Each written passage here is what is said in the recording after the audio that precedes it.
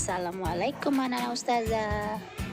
Gimana kabarnya hari ini? Semoga Nana Ustazah sehat selalu. Berdoa dulu ya Nana Ustazah. Pelajaran kita hari ini yaitu tema 1, subtema 3, pembelajaran 5 dan 6. Tujuan pembelajaran kita pada hari ini yaitu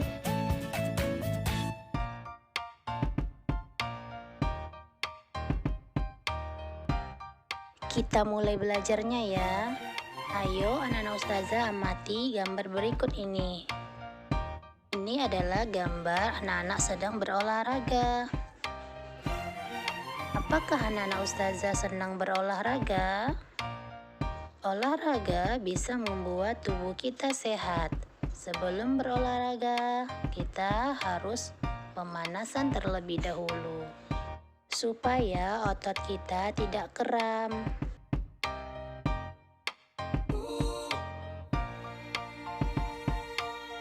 Kali ini kita akan belajar tentang macam-macam kelainan, gangguan, atau penyakit otot pada manusia.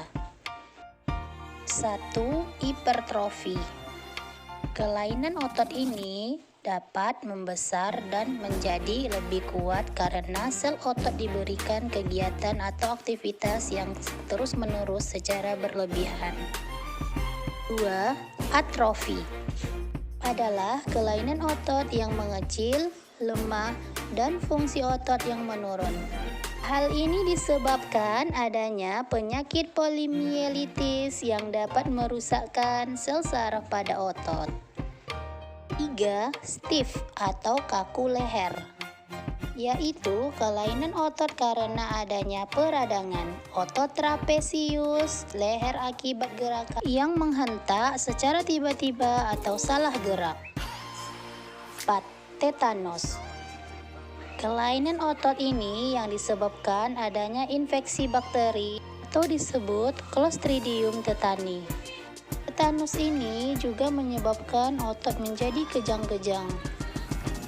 Semoga Nana Ustazah paham ya. Kita lanjut ya. Sekarang kita akan belajar tentang komik.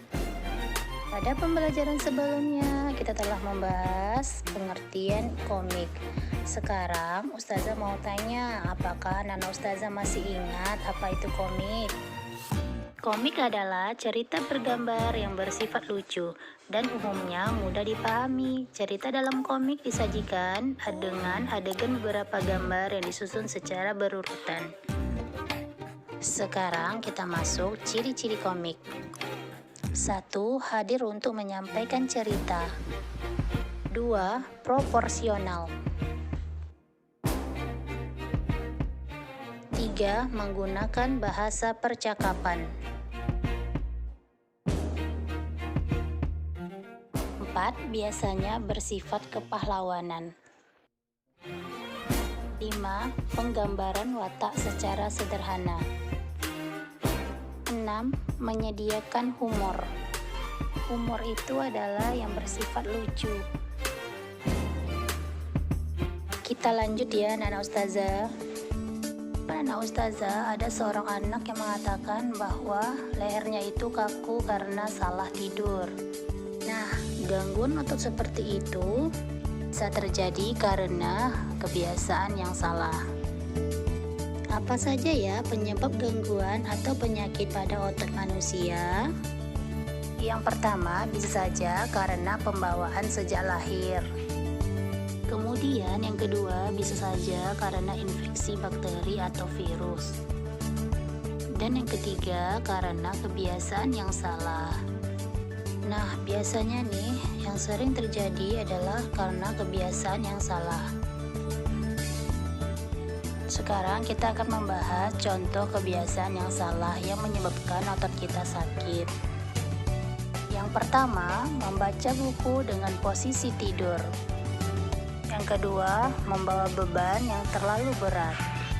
3. Tidur dengan posisi tidak benar. Kemudian menulis dengan posisi duduk yang tidak benar.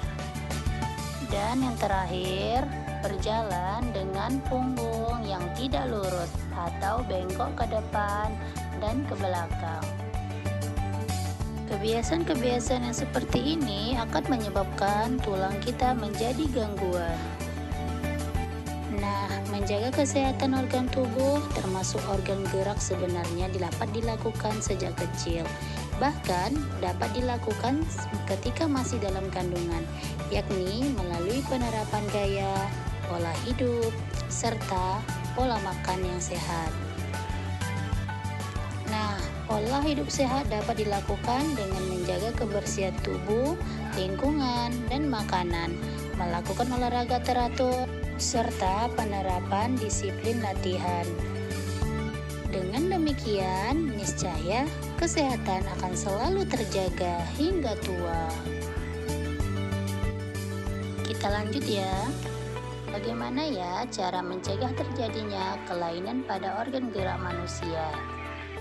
Yang pertama, dengan memperbanyak mengkonsumsi sayuran dan minum susu berkalsium. Yang kedua, agar terhindar dari artritis, sebaiknya selalu menjaga metabolisme asam urat dalam tubuh dengan membatasi makanan yang dapat memicu meningkatnya asam urat. 3. Agar terhindar dari kelainan lordosis, kifosis, dan skoliosis, sebaiknya melakukan olahraga secara teratur dan menghindari kebiasaan sikap tubuh yang salah. 4. Agar terhindar dari osteoporosis, dianjurkan untuk mengkonsumsi makanan dan minuman yang banyak mengandung kalsium.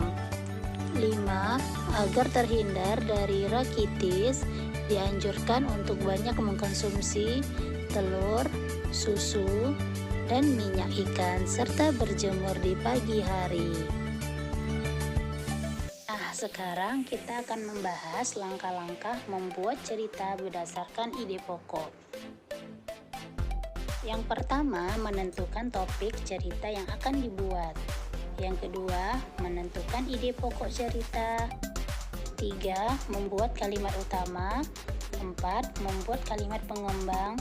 5. Merangkai kata-kata hingga menjadi sebuah cerita yang urut. Dan yang terakhir, memperhatikan ejaan dan pemilihan kata. Nah, semoga Nana Ustazah paham ya. Tidak terasa pembelajaran kita pada hari ini telah selesai. Ustazah ucapkan terima kasih. Semoga bermanfaat. Assalamualaikum warahmatullahi wabarakatuh.